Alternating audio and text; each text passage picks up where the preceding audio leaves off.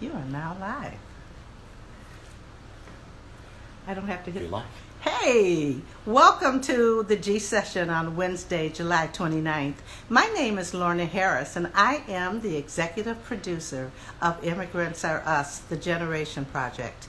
The Generation Project has been under development for a couple of years. We've done a workshop and some other events, and these G sessions are designed to tell people about their G status. The whole issue is immigration. And as you know, immigration has been a hot topic for quite a while, but the Immigration Project itself is serving to dispel all the myths about immigrants and to let us know that we're all immigrants. So for this particular session, we have a special guest today, and I'm very excited to introduce you to Joseph Benincasa. Joseph, he'll be coming on soon to join us. So Joseph is the executive director and the CEO of the Actors Fund. And he's also very involved in so many issues that surround immigration. Do we have you on, Joe?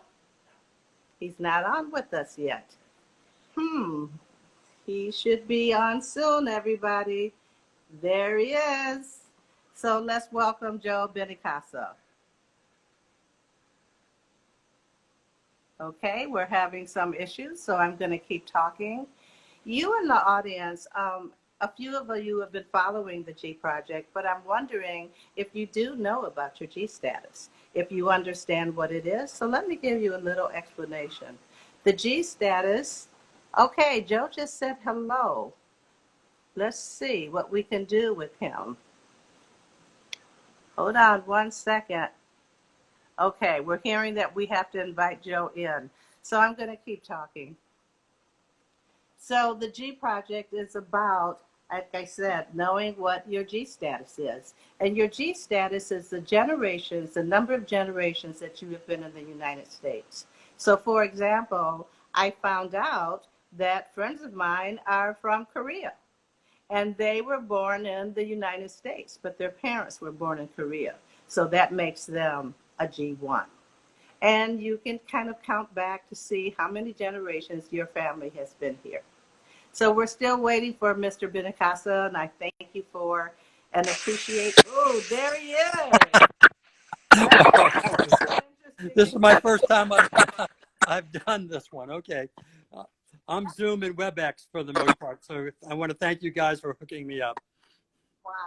I was getting a little nervous about being a host. I know. Well, I'm I'm glad we're together now. Okay. That you're here with us, and this is our G session.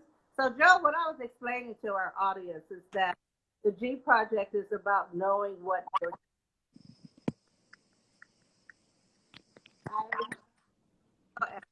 American, a person who's pretty hip and pretty savvy, know my history, but I didn't look at it from the perspective of generation or and what when I first heard you.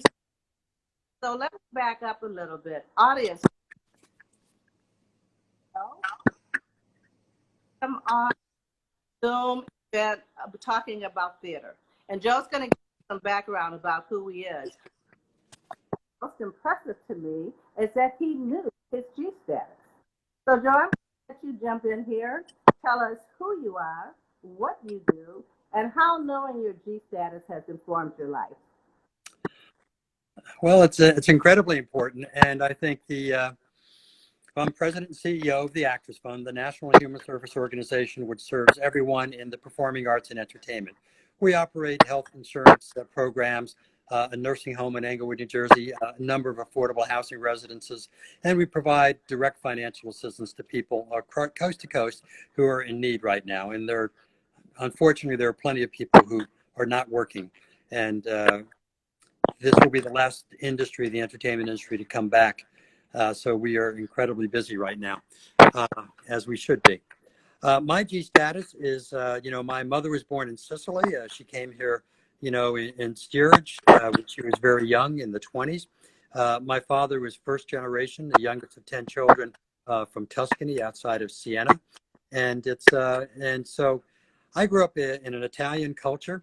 We had lots of family in Latin America, in Argentina, in Colombia, in Venezuela, and so we were back and forth to Latin America.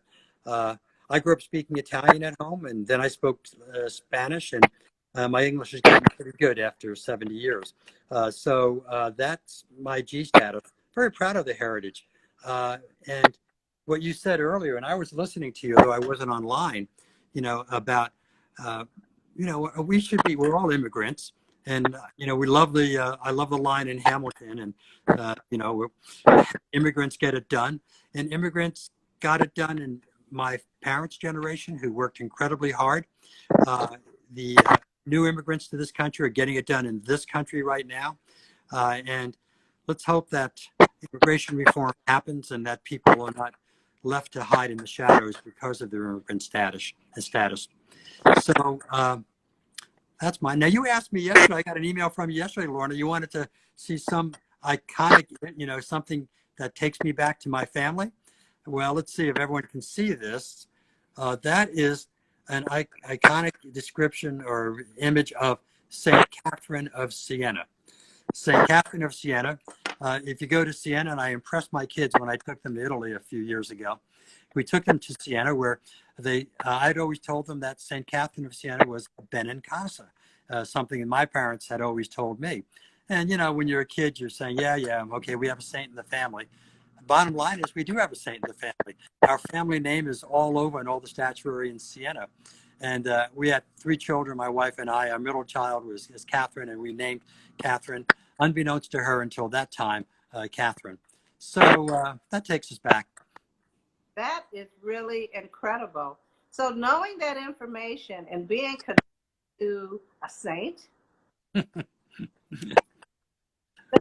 really, really powerful. So what has that done for you as far as how you look at other people? Because part of this project is basically about us all acknowledging that we are immigrants and how we treat each other.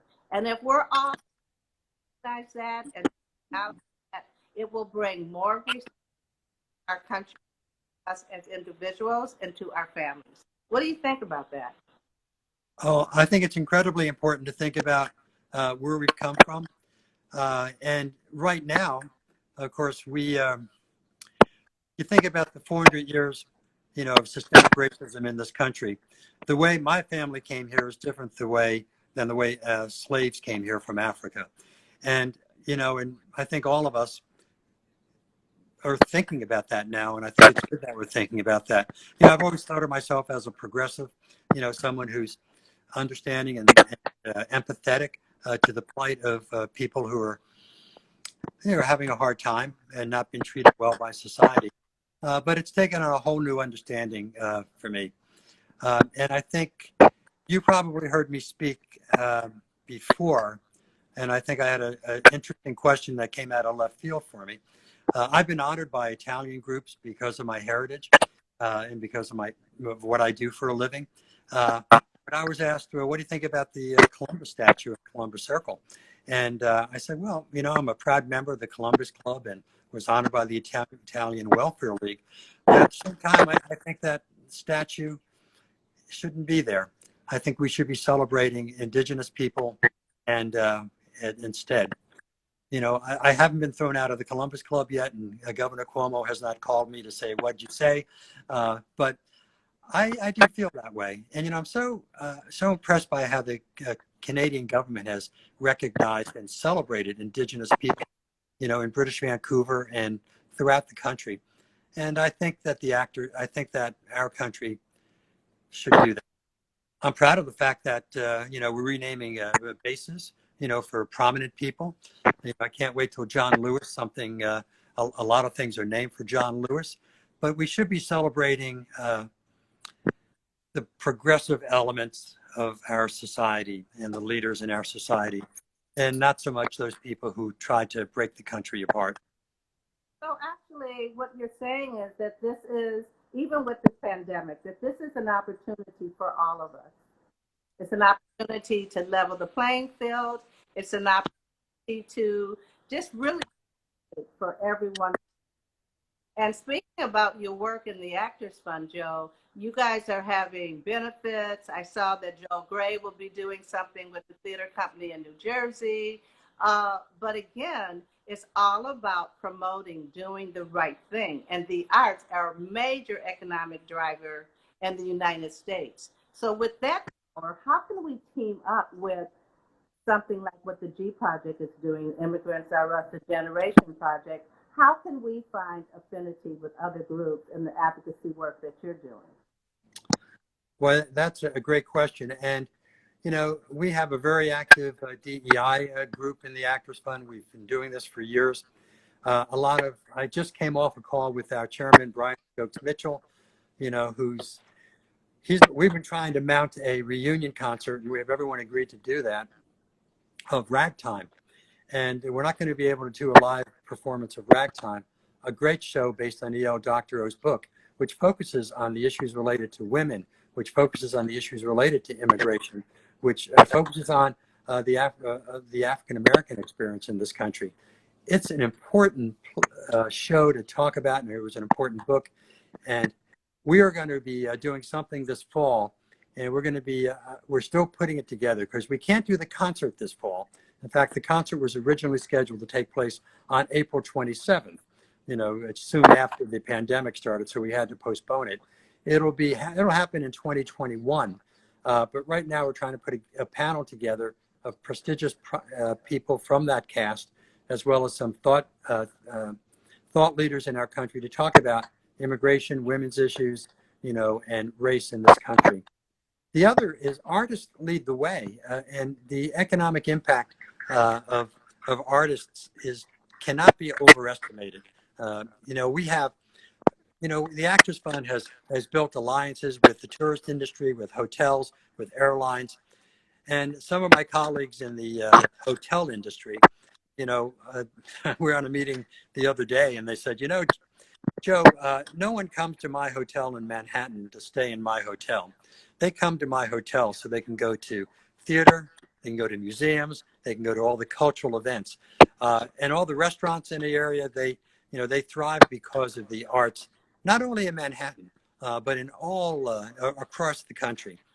So I'm hoping that this next stimulus bill will include significant relief and help for the arts workers around the country. And what I'm so amazed at, is the way the creative community has responded to the pandemic and is helping the Actors Fund raise money to provide assistance. So many people need financial assistance right now. We're providing millions of dollars to them. Health insurance, so many people will be losing their health insurance this fall because they haven't earned enough work weeks as of Actors Equity or the Federation of Musicians. As navigators under Obamacare, under the ACA, we're in a unique position to help people if they can't keep their insurance with their union or their guild. We'll help them get insurance, and very often we'll be paying for that insurance because we want everyone to have insurance. And that's my father, first generation Italian, youngest of 10 children. His family was broken up in Western Pennsylvania because of the Depression. They could not afford to keep the family together. He was placed in an orphanage outside of Pittsburgh. It